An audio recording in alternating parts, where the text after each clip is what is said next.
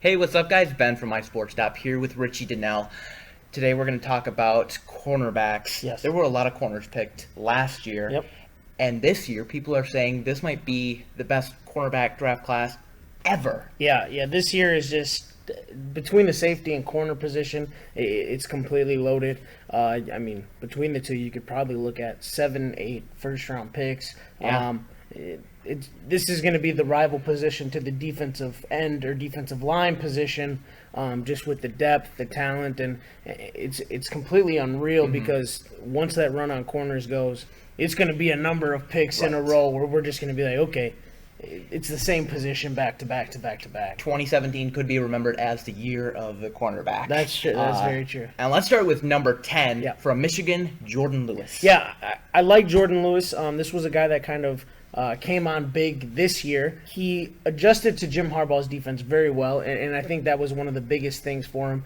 He was there when Brady Hoke was there, now with Jim Harbaugh. He has that experience as a 4-year player to be able to come in, learn.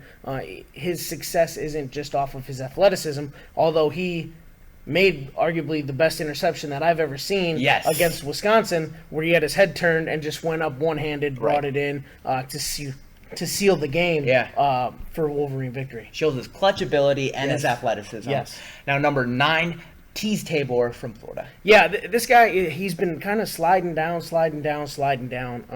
I like his ability, but the question becomes now, is he only a number 2 corner? You know, last year he played with Will Hargraves, and he had an All-American type year. So the ability is there. It's just a matter of what the ceiling's going to be for him. But he fits that Florida style.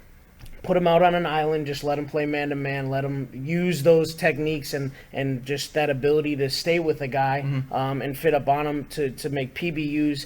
He's not necessarily the biggest playmaker, but he's going to impact the defense by knocking balls down, by staying on a receiver so that way the quarterback can't throw in his direction. You know, things like that. Yeah. Like when you kind of look at like a Richard Sherman, that's the type of corner that Teez Tabor is going to be.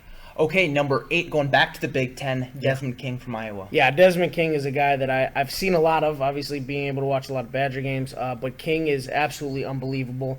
This is one of my sleepers for this draft. I think he's an absolute stud. What's hurting him is that he's a senior, so it's going to drop him a little bit, similar to how we see the impact in the NBA draft. With the more years you're in college, the farther you drop down. King is a guy that was a Thorpe Award winner for the best corner. PBUs, interceptions, he does it all. He's unreal, and he's going to lock it down. Okay, number 7, Sidney Jones. Yeah, Sidney Jones is unbelievable. You know, watching tape on him last night, really for the first time, extensive tape on him. This dude is unreal. I'm seeing the hype now, so to speak. This kid he's huge. He plays the ball really well. It seems like he can almost catch just about anything. But the hype is real. The only thing, like you said, with the injury, he's fallen a little bit. If he shows that he's healthy, this kid's a first-round talent who's just going to slip solely because of the injury. I agree. Now, number 6, another Florida guy, Quincy Wilson. Yeah, Quincy is a dude that's kind of he's kind of stayed the course, so to speak.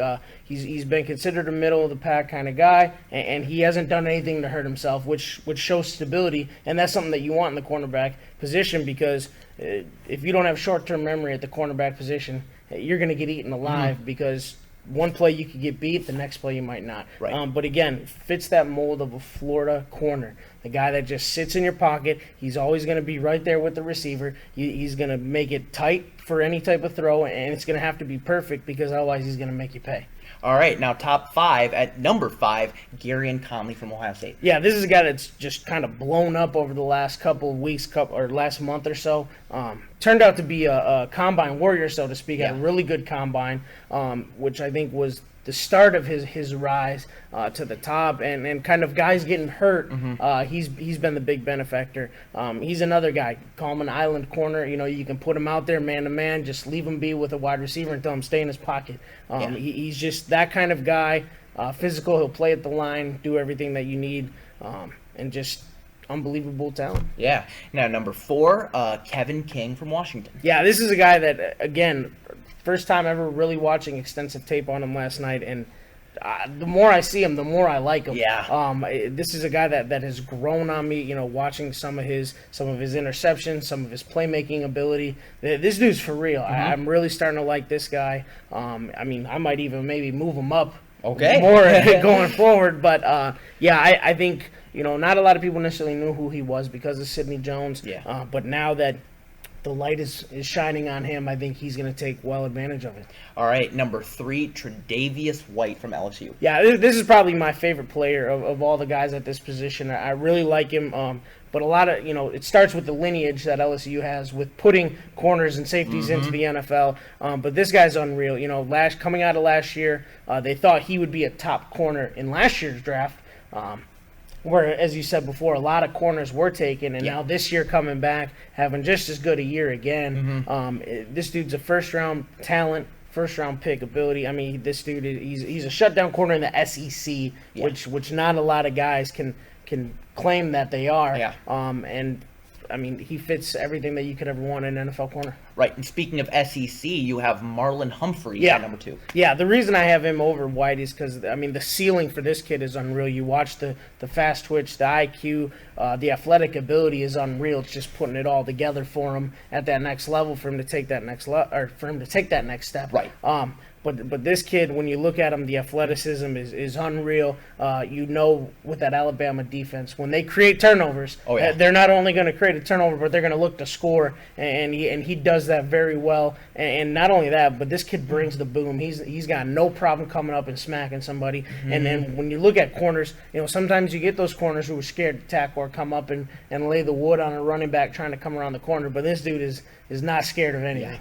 Yeah, and at number 1, no surprise here, Marshon Lattimore from the Ohio State University. Yeah. This kid, watching him, everything that he does just jumps off the screen at me. Watching his tape, I mean, the kid's got next level burst, next level athleticism. I mean, the IQ, the ability to make the breaks, the ability to catch the ball. I mean, he's really, to me, head and shoulders above everybody else right now.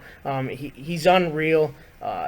He's probably better than Bradley Roby was coming out, and Bradley Roby at that time, you know, was an All-American, thought to be higher level first round, who ended up sliding a little bit. But Lattimore is the real deal. He's by far the best corner in this class.